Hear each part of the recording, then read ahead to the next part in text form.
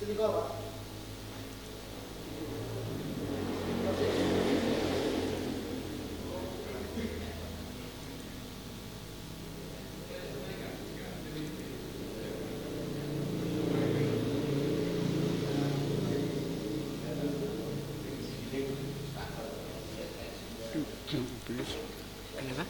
Habis langsung merekam. Itu ya. Nah itu merekam. Terus ini Telegram. Ada pengirim.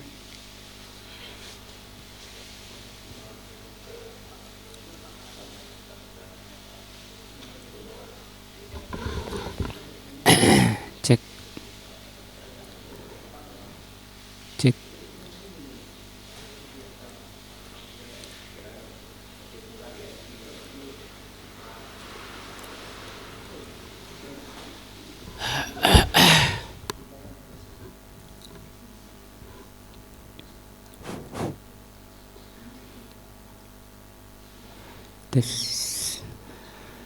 Bismillahirrahmanirrahim. Assalamualaikum warahmatullahi wabarakatuh. Alhamdulillahirabbil alamin wa bihi nasta'in ala umuri dunya waddin. Asyhadu an la ilaha illallah wa asyhadu anna Muhammadan abduhu wa rasuluh. Allahumma shalli ala Muhammadin wa ala alihi wa sahbihi ajmain. Wa ba'du.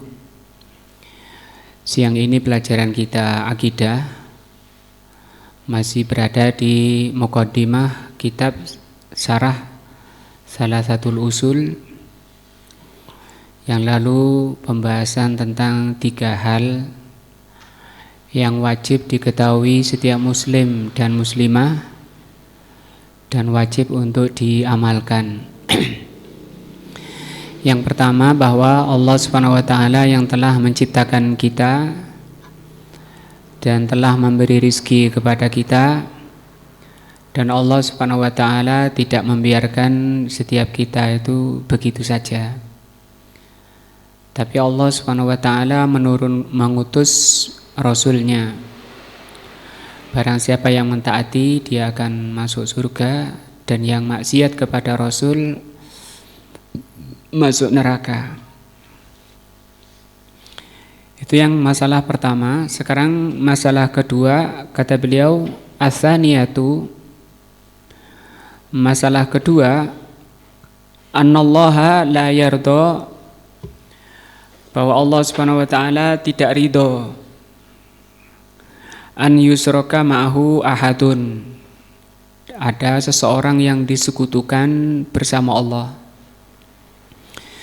fi ibadatihi, di dalam beribadah kepadanya, la malakun muqarrabun, baik itu malaikat yang dekat, wala nabiyyun mursalun, maupun nabi yang diutus. Wa dalilu qauluhu ta'ala, dalilnya adalah firman Allah, Wa annal masajida lillahi fala tad'u ma'allahi ahadan. Sesungguhnya masjid-masjid itu milik Allah, maka jangan kamu menyeru bersama Allah dengan seseorang. Kata Syekh rahimahullah, ai al-mas'alatu tsaniyah, masalah kedua dari 3 masalah. Mimma yajibu alaina ilmuhu, masalah kedua yang wajib kita ketahui, kita fahami, annallaha subhanahu wa ta'ala la yarda, bahwa Allah subhanahu wa ta'ala tidak ridho, an yusraka ma'ahu fi ibadatihi ahadun, kalau Allah itu disekutukan dengan seseorang. Bahkan ini termasuk dosa paling besar dan larangan paling besar, itu adalah syirik, dosa syirik. Bal huwa wahdahu al-mustahiqu, bahkan Allah sendiri, Allah saja yang memiliki hak lil ibadati, untuk diibadahi. Karena nanti akan membahas tentang macam-macam ibadah, terutama masalah ibadah hati seperti berharap, mencintai, takut, tawakal, berdoa dan seterusnya. Yang banyak manusia itu memalingkan kepada selain Allah, yang semua itu tidak berhak. Wa dalilu dzalika, dalil dari itu bahwa Allah tidak ridho adalah ma dzakarahu al-muallif rahimahullah, ayat yang disebutkan oleh muallif, penulis, yaitu firman Allah, wa annal masajida lillah, sesungguhnya masjid-masjid itu milik Allah, fala tad'u ma'allahi ahadan, maka jangan kau berdoa bersama Allah dengan sesuatu. Masjid di sini ada 2 penafsirannya. Yang pertama itu tempat ini, tempat yang dibangun untuk beribadah, yang sudah dibatasi dengan batasan-batasan, yang kalau manusia masuk itu ada sholat tahiyatul masjid, kemudian orang haid tidak boleh masuk, kemudian sah iktikaf di dalamnya, dan seterusnya. Ada juga penafsiran masjid itu anggota sujud yang 7, yaitu 2 tangan, 2 lutut, 2 kaki, dan hidung dengan keningnya, itu 7. Ketika ada 2 penafsiran itu masuk ke sini, artinya tidak boleh sujud pada selain Allah berdasarkan ayat ini. Tempat anggota sujud itu 7 itu milik Allah, itu haknya Allah. Tidak boleh orang itu sujud pada selain Allah, bahkan bisa kufur. Nah, fanaha Allah Ta'ala, maka Allah melarang di ayat ini, an yad'ul insanu ma'allahi ahadan. Allah melarang di ayat ini seseorang atau manusia berdoa bersama Allah dengan seseorang. Ya berdoa kepada Allah, tapi ya menyertakan yang lain. Nah, yang kadang disebut wasilah, kadang disebut penengah. Nah, harus melewati oknum-oknum ketika dia berdoa kepada Allah. Ini namanya syirik.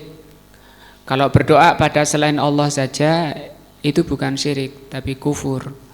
Kalau ini berdoa kepada Allah dan berdoa kepada selain Allah, itu namanya syirik. Ini dosa besar juga, dosa besar. Misalnya kita tidak sreg kalau sholat di masjid yang tidak ada kuburannya, misalnya. Saya lebih sreg kalau sholat itu yang ada kuburannya, misalnya. Itu kan ada persekutuan di situ, menyekutukan hak-hak ibadah kepada selain Allah. Sehingga dia kalau selesai sholat, biasanya dia mendatangi kuburannya, minta-minta di sana. Itu syirik. dilarang oleh Allah dan itu dosa besar berdasarkan ayat ini. Wallahu la yanha, Allah Subhanahu wa taala tidak melarang an syai'in, Allah Subhanahu wa taala tidak melarang sesuatu illa wa huwa la yardahu subhanahu wa taala, kecuali sesuatu yang dilarang itu pasti Allah Subhanahu wa taala karena tidak meridhoi. Allah tidak melarang sesuatu yang Allah ridhoi. Kalau itu dilarang oleh Allah, menunjukkan bahwa apa yang dilarang itu tidak diridhoi. Sebagaimana firman-Nya, ini kaidah-kaidah ringan ya, pelajaran mendasar. Ini pelajaran mulai dari TK, SD, dan dasar pemikiran itu harus dari sini. In takfuru, jika kalian kufur, fa innallaha ghaniyun ankum. Kalau kalian kufur, maka Allah itu maha kaya dari kalian. Wala yarda li ibadihi al-kufru. Ini ya, Allah tidak meridhoi hambanya itu kufur. Perbuatan kafir itu tidak diridhoi. Orang kafir itu tidak diridhoi. Kekal di neraka. Wa in taskuru yardahu lakum. Tapi kalau kalian bersyukur, ini diridhoi, Allah ridho pada kalian. Lawan dari syukur adalah kufur. Nah,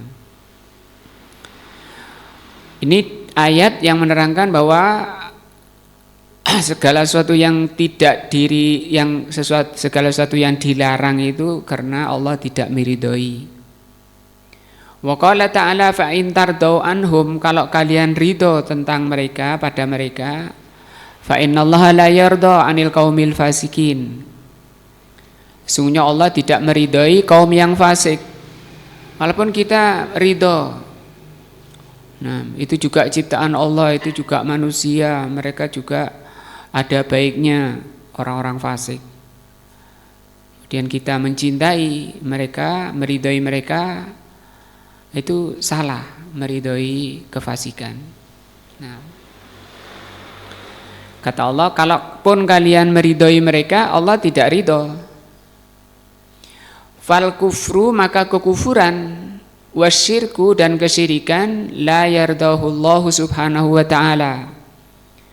Kekufuran dan kesyirikan adalah amalan yang tidak Allah ridhoi. Bal innama arsalar rusula, bahkan tujuan utama Allah mengutus para rasul, wa unzilal kutub, dan diturunkan Alkitab, Al-Quran, itu tujuan utamanya limuharabatil kufri wasyirki wal qada alaihima, dalam rangka untuk memerangi. Muharabah itu memerangi.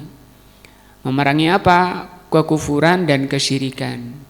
Dan Allah memutuskan mereka itu.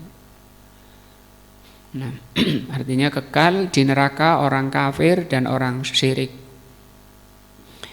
Bahkan Allah mengatakan waqatiluhum, perangi mereka. Nah, ini perintah, hukum asal perintah itu wajib. Wajib bagi kita itu memerangi apa? Kekufuran dan kesyirikan. Hatta la takuna, sampai tidak ada fitnah. Fitnah biasanya diartikan apa itu? Syirik, ya. Wa yakuna ad-dinu kulluhu lillah, dan sampai di dunia ini yang tegak, yang menyebar itu hanya agama Allah saja, agama yang diridhoi. Adapun agama-agama selain Islam, selain agama yang diridhoi, itu tidak berhak untuk ada di muka bumi ini, karena itu mungkar. Wa idza kana Allahu la yarda bil kufri, kalau Allah Subhanahu wa taala tidak meridhoi kekufuran, wasyirki dan kesyirikan, fa innal wajib, maka yang wajib alal mukmin, bagi setiap muslim, bagi setiap mukmin, an la yarda bihima, untuk tidak ridho. Nah, terutama di sekitaran kita di sini masih subur kesyirikan-kesyirikan, Mulai dari yang kecil, jimat-jimat, keyakinan-keyakinan bahwa benda-benda selain Allah itu bisa memberi manfaat, misalnya sesaji-sesaji. Kalau mau bangun rumah itu ada yang bawa pisang, bawa padi, jagung, kemudian ditancapkan di rumahnya. Belum lagi harus pakai pisang pisang raja ya Pak Eri. Sampai pisang rajanya itu mahal di pasar. Karena dikaitkan sama itu keyakinan-keyakinan mistik-mistik memberi manfaat atau menolak bahaya. Itu keyakinan-keyakinan syirik. Haram kita hukumnya meridhoi. Nah, wajib bagi kita untuk mengingkari dan tidak meridhoi. Walaupun jimat-jimat itu kan karena diyakini bisa mendatangkan manfaat atau menolak bahaya. Dan itu hanya hak Allah Azza wa Jalla. Li'annal mu'mina, karena seorang mukmin ridhahu wa ghadabuhu tabi'un ridallahi wa ghadabihi. Kaidah bagi seorang mukmin itu keridhaan dan kemurkaannya, kecintaan dan kebenciannya itu harus mengikuti ridha Allah dan kemurkaan Allah. Sehingga disebut man ahabba lillah, itu ya. Barang siapa yang cinta karena Allah, murka karena Allah, benci karena Allah. Jadi itu seorang mukmin. Maka kita harus tahu apa-apa yang Allah ridhoi, apa-apa yang Allah murkai. Fa yaghdibu lima yaghdibullah, maka wajib seorang mukmin itu membenci apa yang dibenci oleh Allah. Ada kekufuran di sekitarnya, misalnya mau bikin tempat ibadah, nah, persembahan kepada selain Allah, cara ibadah kepada selain Allah, itu tidak boleh meridhoi dalam hatinya itu, walaupun oh enggak apa-apa wis, walaupun dia tidak ikut tanda tangan, apalagi ikut tanda tangan, tidak tanda tangan ya, dia cuma ridho saja, dalam hatinya itu sudah dosa. Dan itu termasuk, karena kata Rasul SAW, fa idza ra'a minkum munkaran falyughayyir biyadihi. Kalau kamu lihat kemungkaran, beribadah pada selain Allah, acara-acara kekufuran itu kan dimurkai oleh Allah. Nah, maka rubahlah, kata Rasul, dengan tangannya. Fa illam yastati fa bilisanihi. Kalau tidak mampu dengan lisannya, dan kalau tidak mampu lagi dengan hatinya. Maksudnya dengan hati dia tidak ikut apa-apa, tidak ikut bantu materi, tidak ikut, tapi ridho kalau di situ ada tempat ibadah baru, apalagi sampai tanda tangan.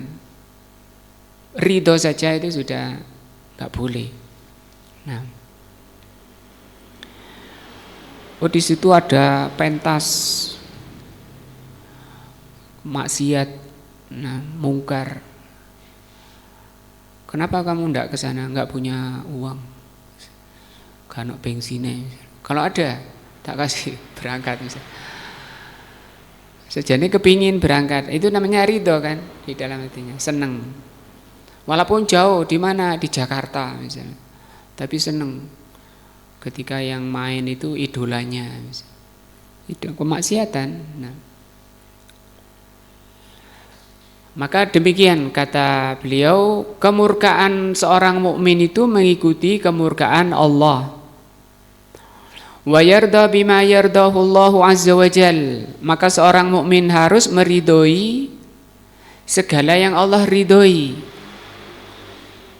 Wa kadzalika idza kana Allahu la yardal kufra, demikian juga ketika Allah Subhanahu wa taala tidak meridhoi kekufuran. Kufur itu selain Islam itu namanya kufur. Ya, dari Nasrani, Yahudi, Hindu, Buddha, dan seterusnya. Agama-agama selain Islam itu agama kufur, agama kafir. Walaupun misalnya orang itu hidup di suatu daerah yang belum terjangkau Islam misalnya, tidak pernah dengar adanya Islam, bagaimana hukum mereka? Maka karena mereka belum masuk Islam, hukum zahir di dunia itu hukumnya kafir misalnya. Di sana mesin di pedalaman tidak dengar apa-apa. Masa mau dihukumi Muslim dia misalnya. Mana orang dia belum masuk Islam. Masuk Islam itu baca dua kalimat syahadat. Dia belum. Kalau belum Islam namanya apa? Kufur. Di dunia ini kufur. Tidak boleh dimandikan, dikafani, disolati karena dia kufur. Adapun nanti urusan di akhirat itu Allah Subhanahu wa taala, khilaf para ulama yang roji diterangkan oleh Al-Imam Ibnu Utsaimin rahimahullah dalam kitab Syarah Kasbus Subuhat. Yang roji mereka itu imtihan masuk ke golongan yang diuji nanti di akhirat. Nah, di akhirat nanti mereka diuji oleh Allah Subhanahu wa taala.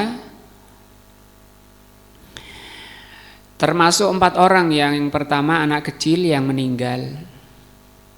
Bayi meninggal misalnya. Sehingga bayi meninggal itu belum tentu masuk surga. Pernah juga pada masa Nabi ada bayi meninggal, kata Aisyah, surga ya. Kalau kok tahu, kata Rasul sallallahu alaihi wasallam.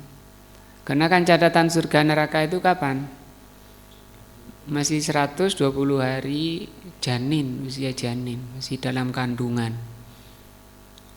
Nah, ini bayi, orang gila, ini masa fatrah namanya, yang tadi orang yang hidup di daerah yang tidak terjangkau syiar Islam. Nanti di sana diuji oleh Allah Subhanahu wa taala. Ujiannya apa? Berupa perintah. Ada riwayat surga, di situ ditampakkan oleh Allah surga dan neraka. Kalau surganya itu neraka, nerakanya itu surga. Ayo masuk neraka. Kalau dia taat kepada perintah Allah, itu surga. Nah, artinya juga di situ bahwa ternyata di akhirat juga masih ada syariat, ya ada perintah ya. Tapi khusus tadi kepada berapa orang? 4. Ada juga orang pikun sepertinya. Orang gila, anak kecil, masa fatrah, sama orang pikun.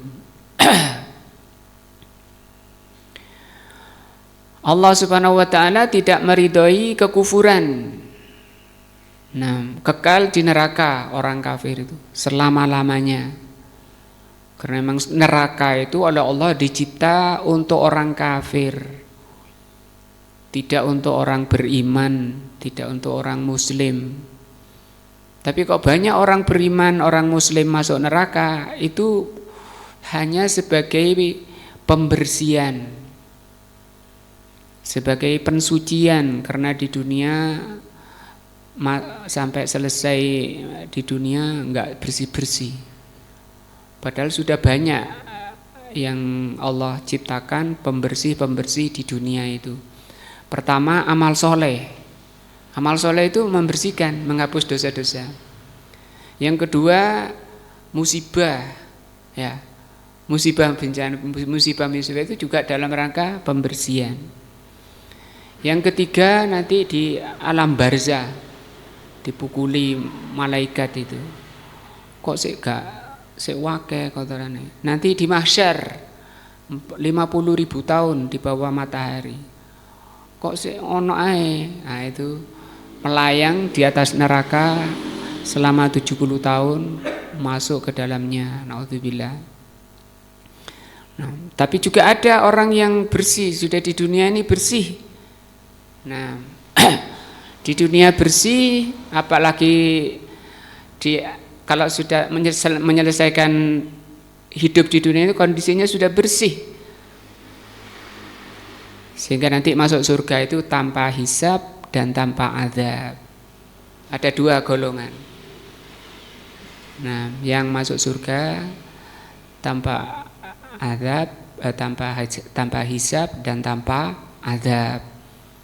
Mumpung kita masih sehat, masih diberi kekuatan badan. Diterangkan oleh Allah Subhanahu wa taala dalam surat Fatir ayat 20 ayat 32. Allah Subhanahu wa taala mengatakan sesungguhnya Allah mewariskan Alkitab yaitu Al-Qur'an untuk hambanya yang kami pilih, istofainahu, yang kami pilih, kata. Minhum dzalimun li nafsihi wa minhum muqtasidun wa minhum sabiqun bil khairat. Golongan yang tertinggi adalah golongan yang sabiqun bil khairat. Sabiqun bil khairat, sabik itu berlomba-lomba dalam kebaikan. Diterangkan oleh Rasul SAW dalam hadis wali, namanya dikenal dengan hadis wali. Orang tertinggi itu orang yang menjalankan kewajiban, meninggalkan yang haram, kemudian ditambah menjalankan yang sunnah-sunnah, meninggalkan yang makruh-makruh. Tadi diingat-ingat ya, apa tadi? Gampang kok, itu gampang. Teorinya gampang ya.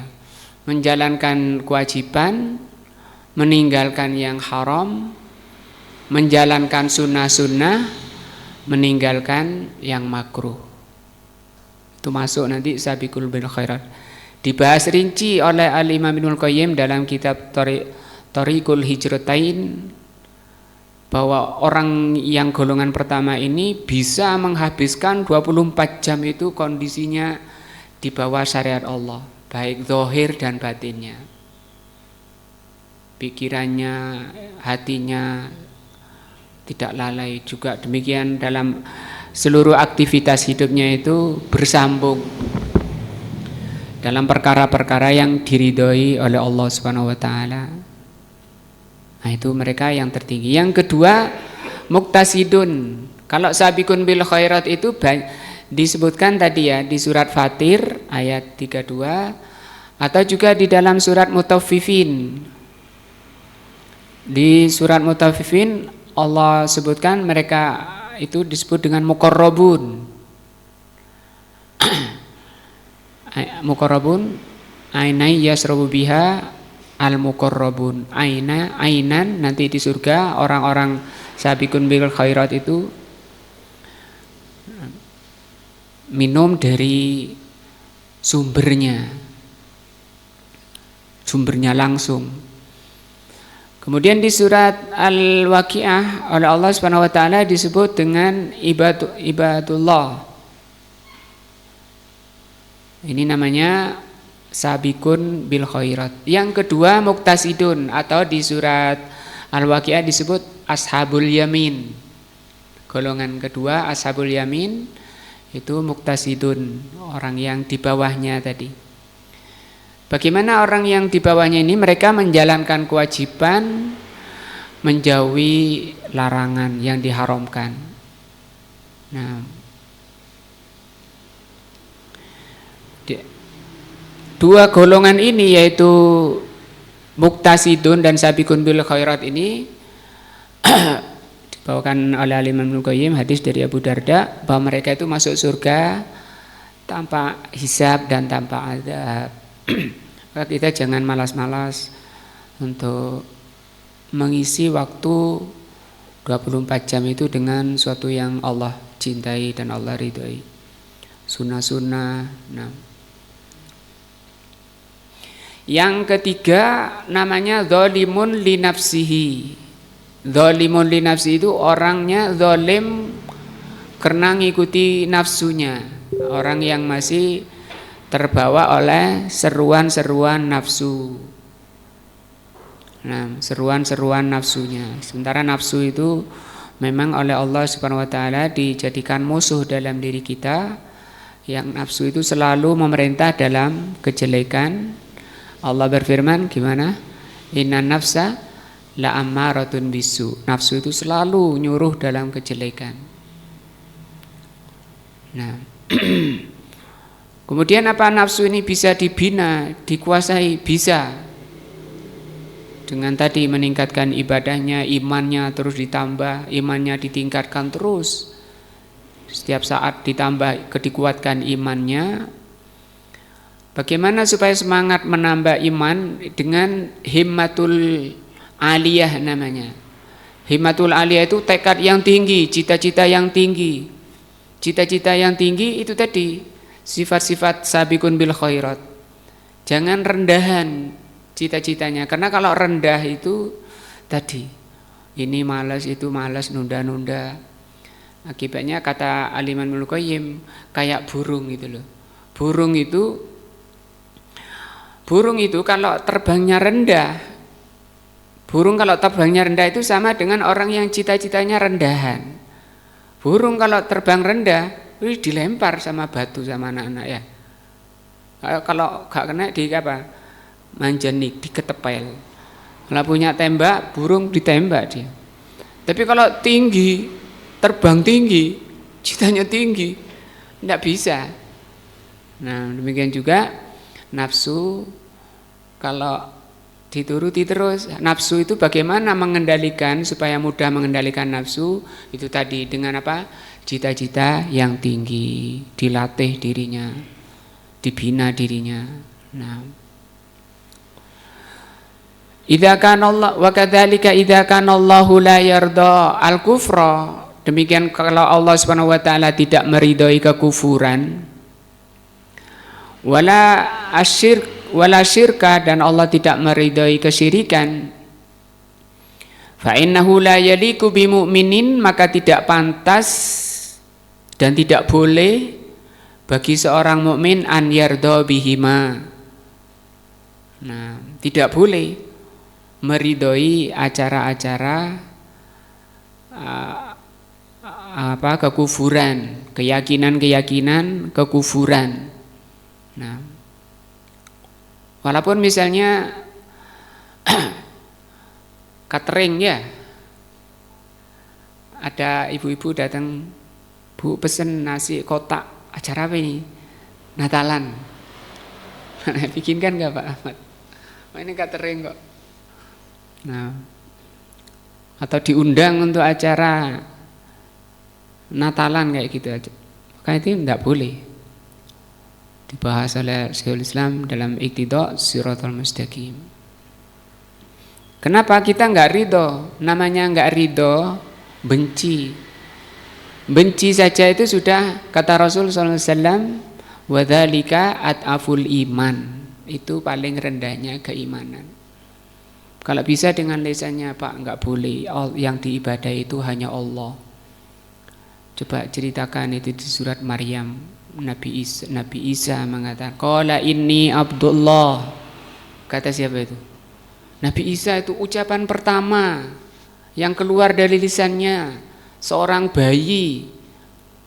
Nah, ketika Maryam dituduh zina dengan siapa, bapakmu baik, ibumu baik, Nabi Isa Maryam oleh Allah tidak boleh bicara, cuma duding dengan tangannya ke bayinya. Tapi kata orang Yahudi, bagaimana saya bicara dengan bayi yang baru lahir? Maka bicaralah Nabi Isa alaihissalam. Qala ini Abdullah, saya ini Abdullah, bukan Tuhan, ya. Saya ini hambanya Allah. Ataniyal kitab wa ja'lani nabiyya. Didatangkan kepadaku nanti kitab yaitu Injil, wa ja'alani nabiyya. Aku ini oleh Allah dijadikan apa? Nabi, bukan apa? Tuhan. Nah, wa ja'alani nabiyya wa ja'alani mubarakan aina ma kuntu wa ausani bis salati waz zakati ma dumtu hayya. Allah memerintahkan aku untuk salat. Sebenarnya kalian diperintah untuk salat. Aku diperintah oleh Allah untuk zakat selama aku masih hidup. Dan aku diperintah untuk berbuat baik kepada kedua orang tuaku. Nah, innallaha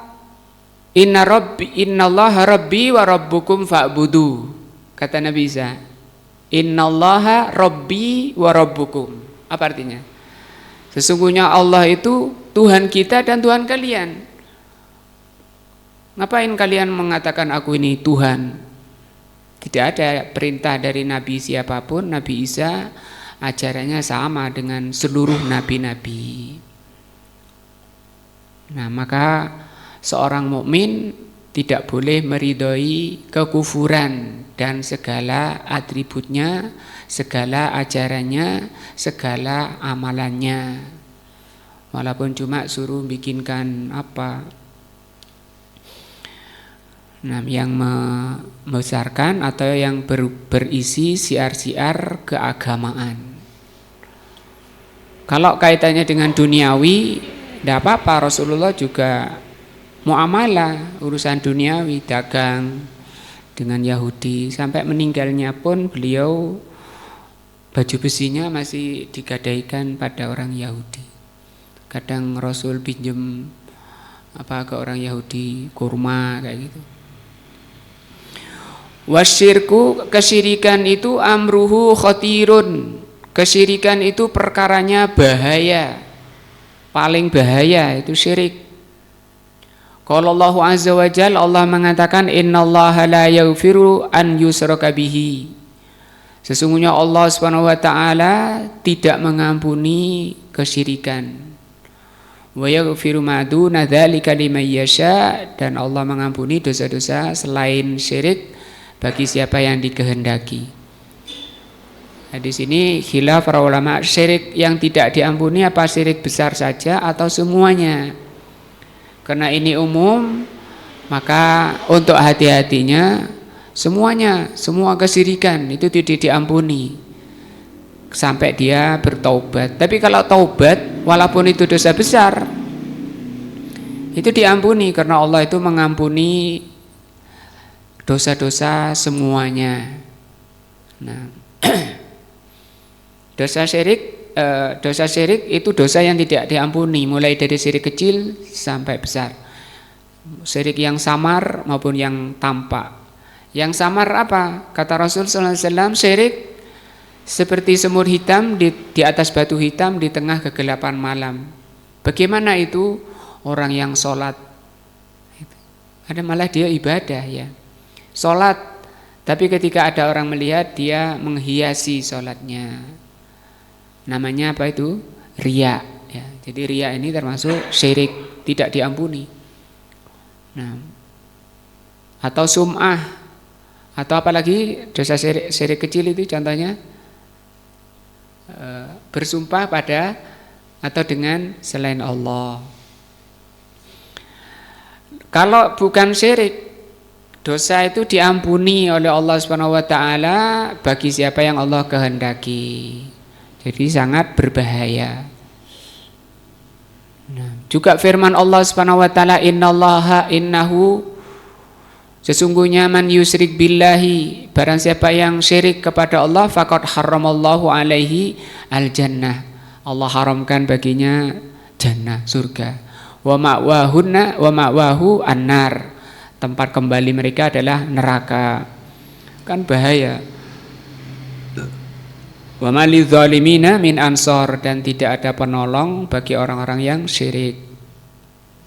Tidak ada penolongnya.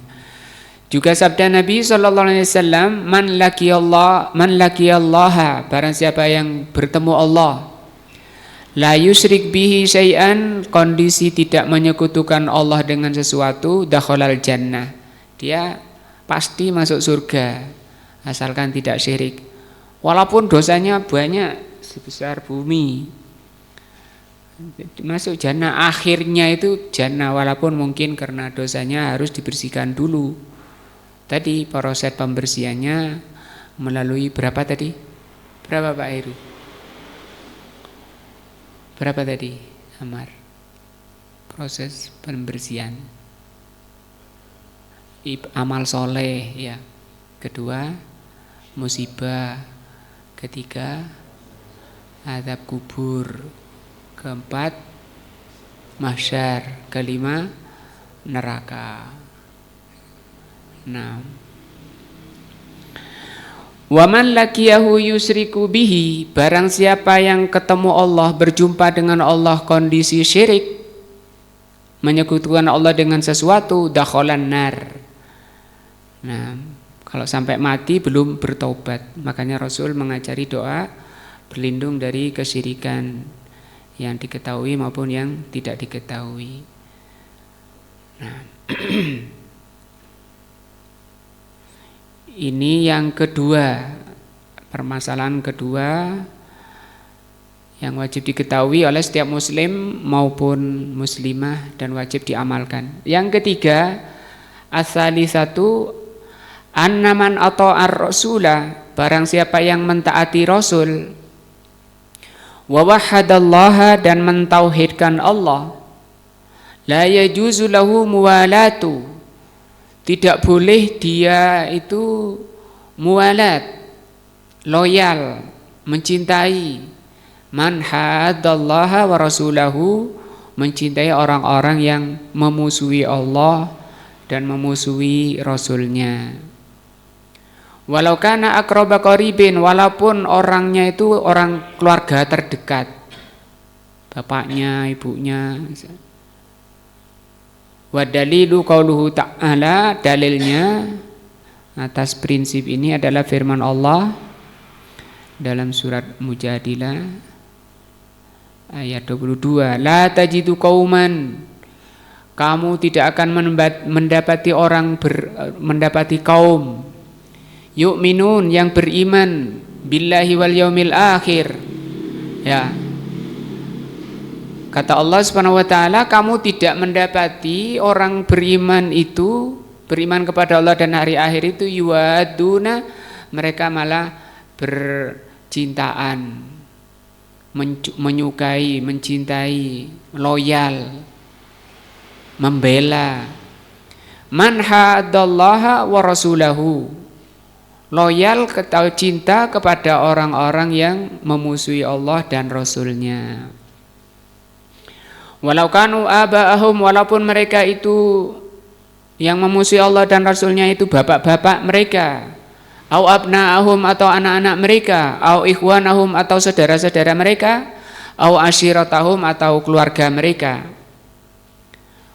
Ulaika kataba fi qulubihimul iman, mereka ini orang yang telah Allah catat di hatinya keimanan, Allah kuatkan di hatinya keimanan. Nah, wa ayyadahum biruhim min, dan Allah kuatkan, Allah bela keimanannya dengan ruh dari Allah Subhanahu wa taala. Ini di dunia ya. Wa yudkhiluhum jannatin tajri min tahtihal anharu khalidina fiha, dan mereka dimasukkan ke jannah, surga yang mengalir di dalamnya sungai-sungai, mereka kekal di dalamnya. Nah, ini prinsip ahlu sunnah itu seperti ini, cinta, loyal, dilihat dulu orangnya. Kalau dia itu orangnya memusuhi Allah dan Rasulnya, maka haram hukumnya mencintai mereka, walaupun itu anaknya sendiri, bapaknya, saudaranya, keluarganya.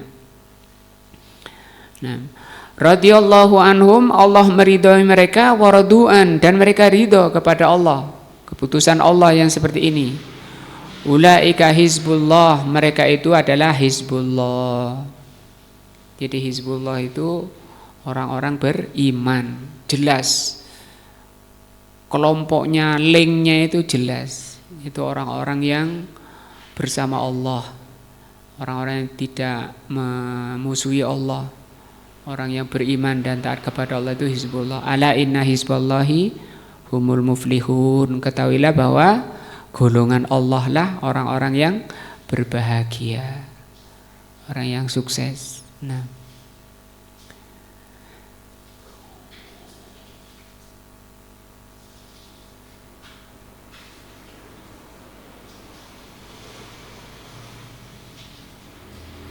kata Syekh Ibnu Utsaimin rahimahullah, Al-mas'alatu tsalitsah, masalah ketiga. Mimma yajibu alaina ilmuhu, yang wajib kita ketahui adalah tentang al-wala wal bara. Jadi ini prinsip dalam Islam. Allah dan Rasulnya mengajarkan yang disebut dengan prinsip wala wal bara. Wala itu loyal, bara itu berlepas diri. Kalau ini boloan, kalau ini lawannya boloan. Apa bolo? Loyal, wala, bahasa kitabnya itu wala. Dan orang itu, kata Rasul SAW, al-arwahu junudun mujannadah. Jiwa itu seperti tentara. Nah, idza ta'arafa i'talafa. Kalau sejenis, dia akan kumpul. Wa idza tanakara ikhtalafa. Tapi kalau enggak sejenis, dia akan berpecah. Nah, kalau orang baik, kalau ruhnya itu baik, mesti dia kumpulnya dengan yang baik. Atau dalam hadis lain Rasul mengatakan at-tairu ala syakilihi waqa. Burung itu nanti kalau terbang nanti hinggapnya dengan yang sejenis. Misalnya emprit ya terbang itu nanti hinggapnya ya cari yang sesama empritnya. Kalau hinggapnya ke burung elang ya habis. Nah, sampai ada pada masa Nabi itu ada burung terbang dua beda, merpati sama apa itu terbang. Kok terbang bareng ini kok bisa Nabi? Katanya burung itu kumpulnya ada yang sejenis jiwa. Itu mesti ada kesamaannya. Ternyata ya setelah turun ada kesamaan, yaitu kakinya sama-sama pincang. Jelas manusia itu mesti seperti ini, akan kumpul dengan yang sejiwa. Kalau jiwanya baik, ya kumpul dengan yang jiwa baik. Jiwanya abu-abu, ya kumpul dengan yang sesama abu-abu. Jiwanya apa? Kelabu, hitam, ya kumpulnya sama gitu-gitu. Wal wala'u wal bara'. Jadi ayat ini tentang wala' dan bara'. Wal wala'u wal bara'u, wala' dan bara' itu aslun azimun, pondasi yang agung, dasar yang besar dalam Islam. Ja'at fihi an-nususu al-katsiratu, telah diterangkan dalam nas-nas yang banyak.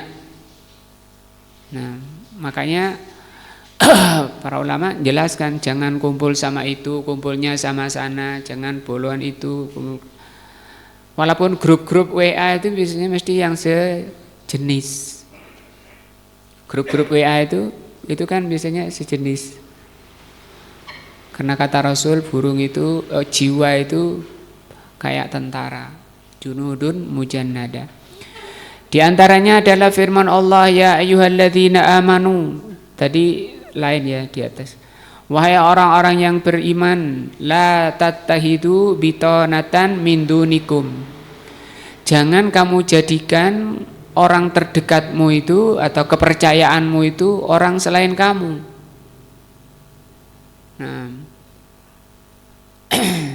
dilihat nanti surat Al-Imran ayat ini 118. Juga firman-Nya, ya ayyuhalladzina amanu la tattahidul yahuda wan nasara auliya. Wahai orang-orang yang beriman, jangan kau jadikan Yahudi dan Nasara itu aulia, orang yang kamu cintai. Mencintai orang Yahudi, mencintai Nasara itu haram. Walaupun itu nanti boleh dalam beberapa perkara, tapi mencintai itu mutlak haram. Adapun kalau misalnya muamalah, kerja bakti atau urusan dagang misalnya, itu bukan cinta. Nah, walaupun ada nanti urusan yang dibolehkan, misalnya laki-laki muslim menikahi wanita ahli kitab, wanita Nasrani misalnya, yang menjaga kehormatannya itu yang maksumah, yang muhsonat, itu boleh. Tidak ada ayat sendiri. Ba'duhum auliya ubat, masing-masingnya itu menjadi saling mencintai. Nasrani kumpulnya dengan Nasrani, Yahudi dengan Nasrani, dan seterusnya. Wa man yatawallahu minkum fa innahu minhum. Barang siapa yang loyal kepada mereka di antara kalian, maka dia termasuk golongannya. Atau dalam hadis, man tasyababi qaumin fa huwa minhum. Innallaha la yahdil qaumaz zalimin. Allah itu tidak memberi hidayah pada kaum yang zalim. Ini dalil ya, haramnya apa? Dalil haramnya mencintai orang-orang yang Yahudi dan Nasrani atau orang-orang yang zalim. Wa qala subhanahu wa ta'ala ya ayyuhalladzina amanu la tattahidu alladzina tahadu dinakum huzwa. Jangan engkau, wahai orang-orang yang beriman, jangan engkau jadikan orang-orang yang menjadikan agama kalian itu huzuan, senda gurau, wala'iban, main-main. Minal ladzina utul kitab, dari orang-orang yang telah diberi kitab, min qablikum, sebelum kalian, wal kuffar auliya, dan jangan kau jadikan orang-orang kafir itu orang yang kamu cintai. Wattaqullaha in kuntum mu'minin, bertakwalah kepada Allah jika kalian beriman. Wa qala ta'ala, Allah juga mengatakan, ya ayyuhalladzina amanu la tattahidu aba'akum. Wahai orang-orang yang beriman, jangan kau jadikan bapak-bapak kalian. Langsung oleh Allah disebut orang terdekat, bapaknya, orang yang paling wajib untuk kita berbuat baik padanya setelah beribadah kepada Allah adalah berbuat baik, birrul walidain. Wa qadara rabbuka alla ta'budu illa iyyah wa bil walidaini ihsana. Tapi kalau bapaknya memusuhi Allah dan memusuhi Rasulnya, tidak boleh. Wa ikhwanakum awliya'a, sebagai orang yang dicintai. Ini istahabul kufra alal iman, jika mereka lebih mencintai kekufuran daripada iman, bapaknya atau saudaranya. Wa may yatawallahum minkum fa ulaika humuz zalimun. Barang siapa yang loyal kepada mereka, maka yang loyal itu juga termasuk orang zalim. Qul in kana aba'ukum wa abna'ukum wa ikhwanukum wa azwajukum wa ashiratukum wa amwalun taraftumuha wa tijaratun tahshawna kasadaha wa masakinu tardawnaha ahabba ilaikum minallahi wa rasulihi wa jihadin fi sabilihi fatarabbasu hatta ya'tiya amrullah. Ayat 24-nya Allah mengatakan, katakan Muhammad, jika bapak-bapak kalian, anak-anak kalian, saudara-saudara kalian, istri-istri kalian, sekeluarga kalian, harta yang kalian kumpulkan, perdagangan yang kalian takutkan kerugiannya, tempat tinggal yang kamu sukai, itu lebih kamu cintai daripada Allah dan Rasulnya, dan jihad di jalan Allah, maka tunggulah Allah akan mendatangkan keputusannya. Wallahu la yahdil qaumal fasikin. Allah tidak memberi petunjuk kaum yang fasik. Juga firman-Nya, qad kanat lakum uswatun hasanatun fi Ibrahim. Sungguh telah ada contoh yang baik bagi kalian pada Nabi Ibrahim. Walladzina ma'ahu, dan orang-orang yang bersama Nabi Ibrahim. Idh qalu, ketika Nabi Ibrahim berkata liqaumihim, kepada kaumnya, inna bura'u minkum. Ini ya, sikapnya jelas, tegas, kami berlepas diri dari kalian. Wa mimma ta'budun, dan apa yang kalian sembah min dunillah, dari selain Allah.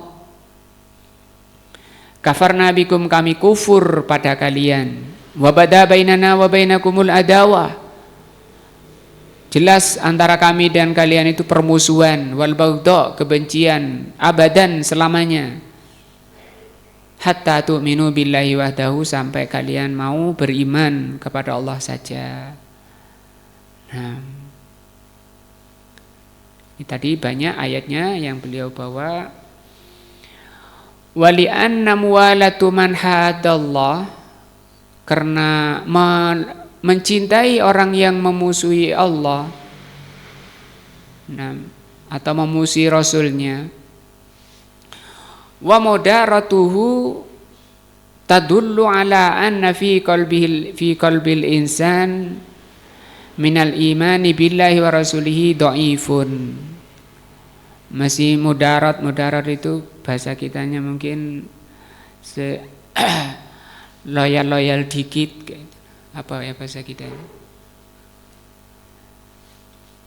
tidak menunjukkan sikap kayak gitu.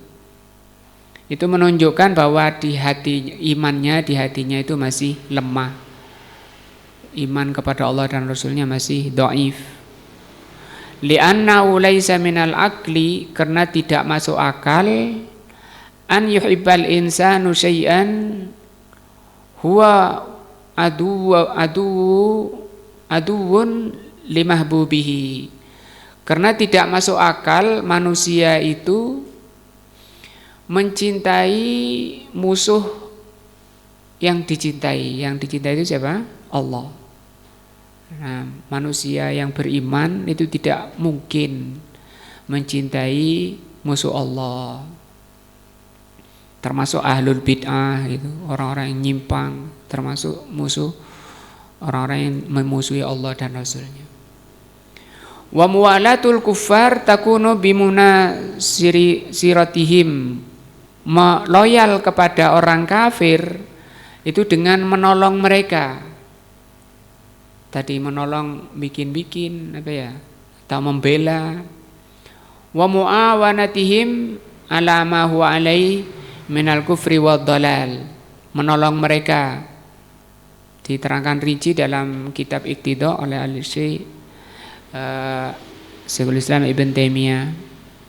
Misalnya acara-acara, ada acara-acara apa, acara-acaranya mereka. Wa muwadatuhum takunu bifi'lil asbab, mencintai mereka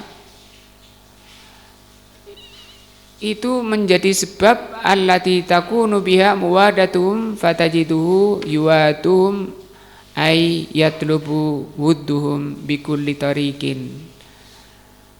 Dia malah menjadikan kamu kadang mereka pura-pura mencintai kita ya, dengan bunga-bunga sosialnya membantu kita agar kita mencintai mereka. Ini diantara cara mereka agar kita mencintai mereka. Lama-lama perkewo kalau kita enggak balas. Kalau kita Idul hari raya, mereka datang mengunjungi rumah-rumah kita, mengucapkan selamat-selamat. Tujuannya apa? Supaya nanti kalau mereka pas lebaran mereka, hari raya mereka, agar kita mendatangi mereka. Padahal itu haram, tidak boleh. Wa hadza la syakka yunafil iman, karena ini bisa merusak iman kullihi secara keseluruhannya, au kamalihi atau merusak kesempurnaan iman. Fal wajibu 'alal mu'min, maka yang wajib bagi setiap mukmin, mu'adatu man hadallah, memusuhi orang yang memusuhi Allah dan Rasulnya. Walau kana aqrabu qaribin, walaupun mereka itu walau kana aqrabu qaribin ilai, walaupun orang terdekat. Tadi disebutkan ayat-ayatnya ya, orang terdekatnya. Wa bu'duhu wal bu'du anhu. Nah, wajib bagi seorang mukmin untuk membenci dan menjauh dari mereka. Walakin hadza la yamna'u nasihatuhu wa da'watuhu lil haq, walaupun dijauhi mereka, orang-orang kafir, orang-orang ahlu nyimpang, ahlul bid'ah, nah, orang-orang ahlul dolal, asalnya dibenci, tidak disukai. Tapi kalau memang mau dinasihati, itu tidak apa-apa. Rasulullah juga mendatangi orang Yahudi ketika sakit, pamannya yang musyrik didatangi ketika sakit untuk dinasihati. maka tidak apa-apa kalau mau menasihati mereka. Tapi syaratnya harus betul-betul terpenuhi, kita mengerti penyimpangan mereka dan mengerti cara mengembalikan kita, cara ngentas mereka. Nah, wallahu alam bishawab. Ini selesai muqaddimah kitab ini. 3 hal ya yang wajib diketahui dan diamalkan. Yang pertama apa? Allah yang telah menciptakan diri kita, memberi rizki kita, dan Allah tidak membiarkan diri kita begitu saja, tapi Allah mengutus Rasulnya. Barang siapa yang mentaati masuk surga, yang maksiat kepada Rasul masuk neraka. Yang kedua, Allah SWT tidak ridho disekutukan dengan sesuatu. Yang ketiga, barang siapa yang mentaati Rasul dan mentauhidkan Allah, maka tidak boleh mencintai orang-orang yang memusuhi Allah dan Rasulnya. Banyak lagi ayat-ayatnya dan ini dasar sekali bagi kita. Masih muqaddimah masih berlanjut 1 poin lagi insyaallah. Wallahu alam bishawab. Mudah-mudahan menambah iman kita, menambah derajat kita di sisi Allah Azza wa Jalla, dan sekaligus iman yang kuat itu menjadi sebab dosa-dosa kita diampuni oleh Allah Azza wa Jalla, sehingga kita menghadap Allah Subhanahu wa taala dalam keadaan qalbun salim, hati yang selamat, sehingga Allah Subhanahu wa taala memasukkan kita ke surganya, masuk surga Allah Subhanahu wa taala tanpa hisab dan tanpa azab. Amin ya rabbal alamin. Wassallallahu ala Muhammadin wa ala alihi washabbihi ajmain. Subhanakallahumma wa bihamdika asyhadu an la ilaha illa anta astaghfiruka wa atubu ilaika.